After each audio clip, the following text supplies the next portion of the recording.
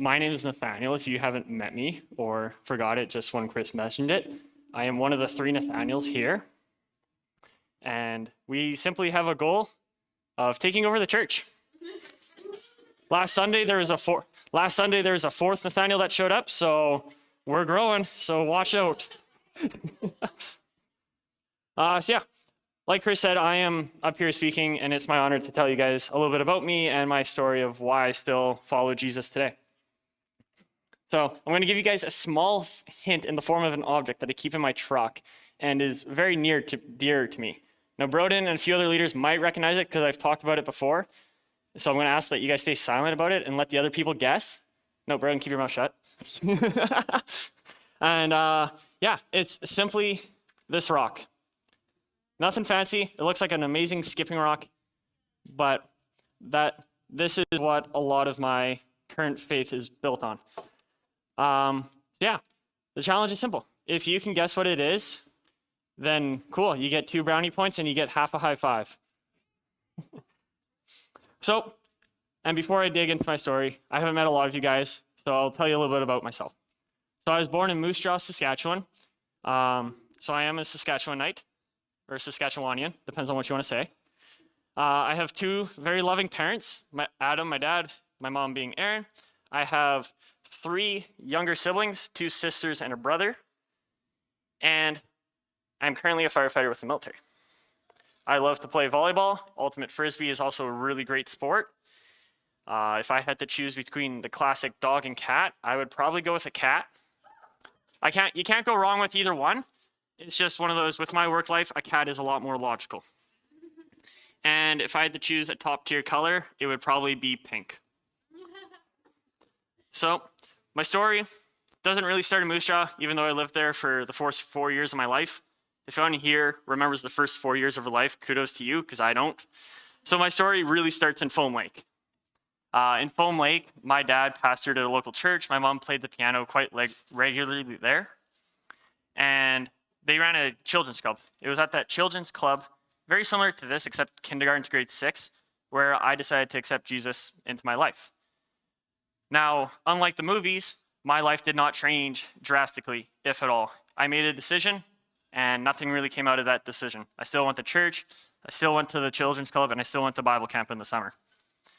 It wasn't until just under a decade of living in Foam Lake that my life really changed when we moved to Assiniboia, Saskatchewan. So, and again, hour south of Moose Jaw. And like with every move, I thought my world was going to come to an end. I had to leave everything and everyone I'd ever known in my life, and I was not happy about it. Looking back on it, though, I did see God's hand was heavily involved in influencing this move. He was calling my family somewhere else so that I might grow deeper in my faith, as I wasn't growing at all in Foam Lake. After the move, we ended up connecting with a church there, and I very quickly became connected with the youth group. I would become involved in anything youth related. They did Bible quizzing, Wednesday night Bible studies, Friday youth, and they also did Sunday school in the Sunday mornings. So I became very involved very quickly. And this was really great for me because it helped me find a platform to stand on and just really find myself in this move. And it really helped me connecting with a lot of people too, which I struggled with. Funnily enough, I connected most with the youth that were a year or 2 older than me, which created some very funny interactions.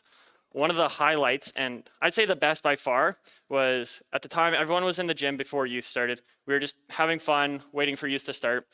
And one of the gentlemen, 2 years older than me, kicks this like rubber dodgeball, like those international rubber dodgeballs, and it goes flying towards the group of us. And it ends up hitting me in the head. I fall to the ground because obviously it hit me in the head really hard. And I was a little bit dazed. So the guy who kicked it, he runs up to me, and before he can say anything, I just pop up with all the confidence in the world and say, "Are you okay?" So about 2 seconds later, I realized what had just happened, what I said. And so we just kind of laughed it off, and then you started. And that is the end of my head trauma history. About 2.5 years later, though, of being rather comfortable and happy with where we were, we moved again, this time to Tisdale, Saskatchewan, which is where my family now resides. And again, like the first move, I thought my world was coming to an end. I had to leave everything behind, my new friends, all the joys I had with youth, the Bible studies, the quizzing, the youth group itself. So it was really uncomfortable again. This move, though, was very similar to the first, and it was, for me, it was again God calling me to grow in a deeper way that wasn't possible in Assiniboia. Ultimately, I had to trust God, and I had no choice in moving. And I just trusted him that he would use this move again, just like he did with the first, to allow me to grow deeper. So once we moved, I again quickly connected with the church and the youth group, or what was the youth group, as it was very small at the time. And very thankfully, after a year of living in Tisdale, they hired a youth pastor who very much made things a lot better. He became one of my better friends now. He's still a great friend to me now. He started to fill parts of my life that really felt empty that I wasn't filling everywhere else. He made me feel like I had a sense of belonging and a community. And so that youth group in the church effectively became my second home. And he became another parent, more of a friend actually. So eventually he started giving me life advice. I started coming to him with my problems, and he became my mentor. And he helped me through a lot of minor difficulties and major difficulties, while also keeping me and challenging me to stay on the narrow path. So now we're going to take a little pause. And for anyone who's trying to still guess the meaning of this rock, this next story is really going to help you out. It's going to come with a massive clue. And I'm also going to invite you into what I would consider probably one of the worst days of my life. So the story starts in the early hour mornings of a cold Saturday in the winter sun.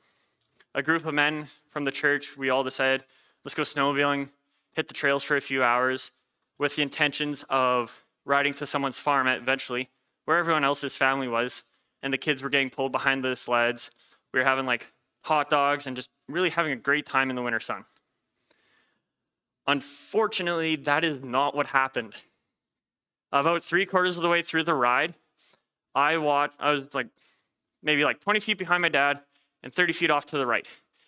And I'm looking at him like, we're having a great time. Like, we weren't going anything fast at that point, but we were having a great time. And I watched as my dad's sled had a ski catch. The sled went about 5 feet in the air, or not 5 feet in the air, but it went into the air. And I watched him go about 5 feet into the air, somersaulting in midair. After he landed, his helmet was shattered, and I saw his helmet more effectively blow up as he hit his head on the ground. So for me, knowing that that was my dad, I very obviously cut across the trail. I don't know if I cut anyone off. I didn't even bother looking behind me if there was anyone there. I jumped off the sled while it was still running and like moving forward, running to my dad. I wanted to see how hurt he was, if there was anything I could do, if I could do. And within that short 10-second window, I had so many thoughts run through my head. A few of them being, is he even conscious? Like, he hit his head, the helmet's blown up. Is he okay? Like, is he moving around? Like, and with the more scary one being, is he even alive? The reason being that thought was going through my head is because at the time I was on the volunteer fire department with my dad. We had responded a week or two prior to a snowmobiler that hit and who was drunk, hit a tree and died. And so that was massive for us, especially in a small community. We had members on that department that were related to that person. So that hit the department really hard and hit us hard. So then to see my dad in that more or less the same situation really brought back a lot of rough memories. Eventually, some of the guys came to the side of my dad and called another couple to come pick him up, and they also needed to take the sled home. There was a lot of protest in my head because I didn't agree with that. I've had first aid training. I recognized his helmet blew up. He hit his head. He should be on a backboard in the back of an ambulance. And the part I struggled with there was I did say call an ambulance, and I felt in the moment ignored just because of my age. I was the youngest person there by probably close to 5-10 years. So, and I don't know, and I have nothing against those folks. I don't know if they didn't hear me, but it felt like I was being ignored. After he was taken away to the hospital, I only remember parts here and there of the day. I don't remember the last 20 minutes of the snowmobile ride back to the farm at all. I remember people saying it was a grim, really solemn ride back where there was no fun being had. I remember people coming up to me and asking me, because my mom was already at the hospital, if I wanted to tell my siblings what had happened or if they wanted to, with me in my emotional state only being able to respond with a broken no. I remember watching my siblings bury their face into the people around them as they had learned what had happened to their dad. I remember going home with the mentality of, okay, that happened, but now it's time to be the older brother. Be there for your siblings. Don't let them see you break. You're there for them. You got to be strong. And I held it. But then the moment I was in the shower alone and I knew no one could hear me, I just shattered. I shattered into a million pieces to the point where I couldn't even stand up. Asking God many questions on the lines of, why did this happen? Why did it happen to my dad? Why couldn't it have happened to me? Now, don't get me wrong, there wasn't any anger towards God, but I did feel like I was owed a discussion or a conversation with God. And then to put the cherry on top, the very next day, less than 24 hours away, Canada shut down due to COVID-19. So just like that, I nearly lost my dad. I was scared I lost my dad. And then in that snap of the finger, I lost my high school graduation. I lost my last spring of sports and all the other extra activities. And effectively what I knew was normal. So for me to say March of 2020 was rough on me, just rough, in my opinion, is an extreme understatement. For me, I found and hit rock bottom. Now, the only reason I'm sure I got through this was because of God and his immense love for me. He gave me a friend to talk to who was like 300 kilometers plus away, which made it easy for me to talk because there wasn't that emotional connection there. Especially when I shut everyone else out in my life, my parents, my friends, everyone.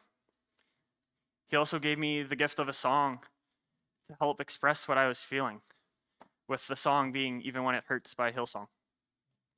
And lastly, through that song and a live version of that song, he gave me a Bible passage, which taught me the joys of how to express myself when I am hurting and why that is a great thing. And then just allowing me to be reminded that God hears me even when I am hurting. So I say they're a gift, like I said, because I shut the door. I didn't talk to anyone about what I was feeling. I didn't talk to my youth pastor, all the dear friends that I held close. I didn't talk to any of them. So for me, the Bible passage, the song, and that friend was a very big gift from God. And though I never got the answers as to why it all happened, and I still don't have them, I don't feel the need to have those answers. I know that God loved me. He got me through that really tough time in my life, and that he was there the whole time beside me. So even when I was pushing him back at a distance, asking these questions. And I do want to share the verse that helped me through that time. As for me, it's a really beautiful verse, and it's the one I default to, with the verse being from Psalm 69, verse 29 to 33. But as for me, afflicted and in pain, may your salvation, God, protect me. I will praise God's name in song and glorify him with thanksgiving. This will please the Lord more than an ox, more than a bull with its horns and hooves. The poor will see and be glad. You who seek God, may your hearts live. The Lord hears the needy and does not despise his captive people. So for me, that's a very beautiful verse. It's when I go through a tough time, I go back to that, and it's helped me. It's helped me to understand that when I am hurting, but I still choose to worship and praise God, it brings him immense joy. It's helped me to remember that even when I am in those undesirable circumstances and I feel neglected, God still hears me and doesn't feel like I am a hassle or an inconvenience. He still views me as his son, who he loves and cares for dearly. A few short months later, in the summer of July, 2 days after my 18th birthday, I was baptized in true Saskatchewan style in a cattle trough in my backyard with garden water. It was very cold, very miserable, but it was also very joyful. The highlight of that being my knees didn't go completely under. I thought I was done. My dad's like, no, you get back under there, and he started dunking me again. So it was also a near-death life experience. So it was pretty memorable. And thus, that baptism is still one of the better memories I have from the past few years. Life since then, though, hasn't gotten any easier in any regard. Within the past few years, I've moved away from my friends and family. I've had to start fresh here in Cold Lake without knowing anyone, which is rather uncomfortable, which seems to be a common theme. I also had to learn how to adult properly, which the bigger challenge, not being so much how to pay bills, because it's really easy nowadays. You just give them your card and they'll charge you every month. It was more of the cooking for me, as I had never took any cooking class in high school. So yeah, I was learning how to make anything that's not chicken nuggets or frozen pizza, which I'm proud to say I'm doing a lot better on. I now have a barbecue. I'm doing steaks and pork chops, so please don't worry about me. And also since then, I've had a massive trial in my life that shattered me just as much as March of 2020 did. But that's not where I want to go with my talk. Nor do I want to talk about that, as the wounds are too fresh from that still. I will say though, with God by my side, I've been able to handle these challenges a lot better than I would have without him. I've been able to handle a lot of them with a smile and an upbeat attitude, which has been a real blessing, and I've heard is a real blessing to the people around me. So now, the part where everyone's been waiting for. What does the rock mean? The rock. So for me, the rock is meant to serve as a reminder of what God has done in my life. And gotten me through. Where I actually got the meaning from was a sermon back home from the youth pastor, where he referenced the end of Joshua 4, where they take the 12 rocks from the Jordan after they have crossed on the dry ground.